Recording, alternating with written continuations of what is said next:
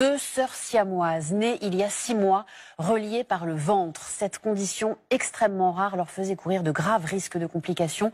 Une équipe de médecins franco-suisses s'est portée volontaire pour l'opération de séparation. Elle a duré, écoutez bien, 17 heures et nous avons pu y assister en exclusivité. C'est un document signé Florence Méréo avec Mathieu Régnier. Ce chant est une victoire. Celle d'une maman qui, pour la première fois, porte ses bébés séparément. Il y a quelques jours, ce geste était inimaginable.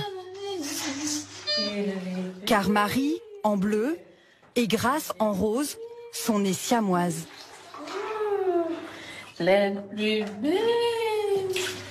Soudées par le ventre, elles ne font qu'un.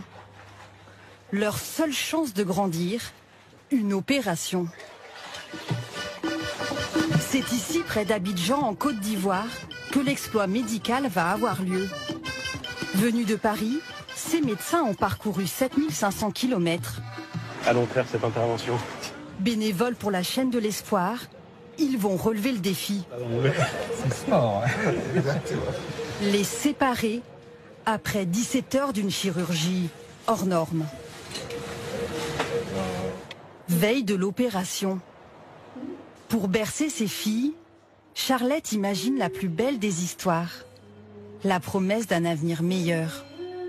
Tout ça va finir bientôt, on va sortir, aller se promener. Avoir une belle vie, une vie normale comme les autres. Totalement cambrées, les sœurs vivent, ou plutôt survivent. Chaque geste du quotidien est une épreuve. Les nourrir, les habiller, les tenir à bout de bras. Elles sont couchées, elles peuvent pas s'asseoir. Elles ne sont jamais sorties dehors comme ça pour voir le ciel, pour voir le vent, pour voir les gens. Elles sont dans la maison. Ça me fait mal, ça me touche beaucoup.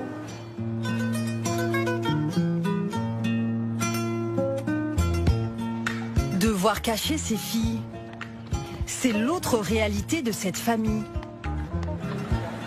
En Côte d'Ivoire, beaucoup appellent les Siamois les enfants maudits. Leur sécurité est menacée. Au village, vraiment, ils n'allaient pas accepter du tout. Ça veut dire quoi? Ça veut dire qu'ils allaient les tuer. Son unique espoir se trouve dans cet hôpital. Bonjour monsieur, bonjour madame. Bonjour les filles. Magnifique, vous êtes des championnes. Les parents confient leur petite au médecin. Revenez, vous deux. Je compte sur vous, je vous attends.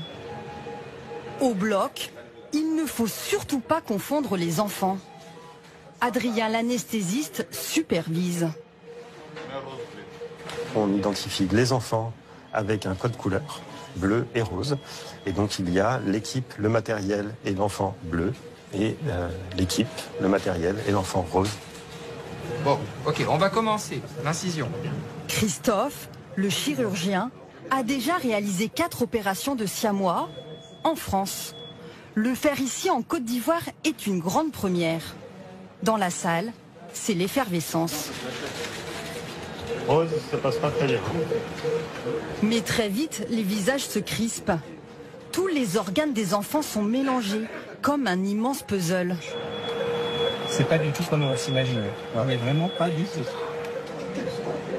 L'intervention censée durer 6 heures s'éternise. La nuit tombe. Priez pour ne pas s'imaginer le pire. Pour la maman, l'attente est interminable. Ne m'abandonne pas. Prends pitié de nous. Mais au bloc, les soignants épuisés ne lâchent rien. Trouver une solution à chaque problème.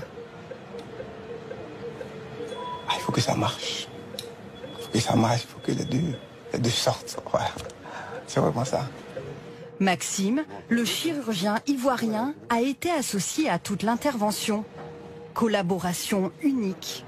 Alors, à lui l'honneur de la séparation. Le coup de ciseau final.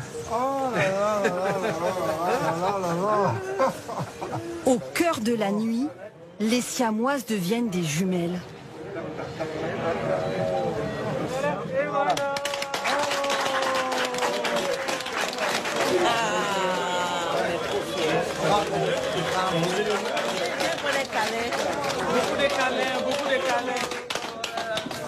Premier réflexe, rassurer la famille. Voilà, tout s'est bien passé. Tout s'est bien passé. Donc elles sont séparées. Voilà. La joie infinie d'une maman. C'est une très belle journée.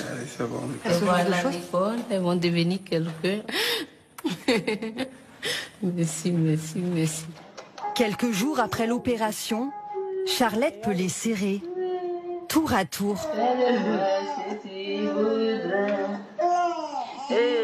Bientôt, Grace et Marie retourneront chez elles. Un destin pour chacune, mais à jamais inséparables.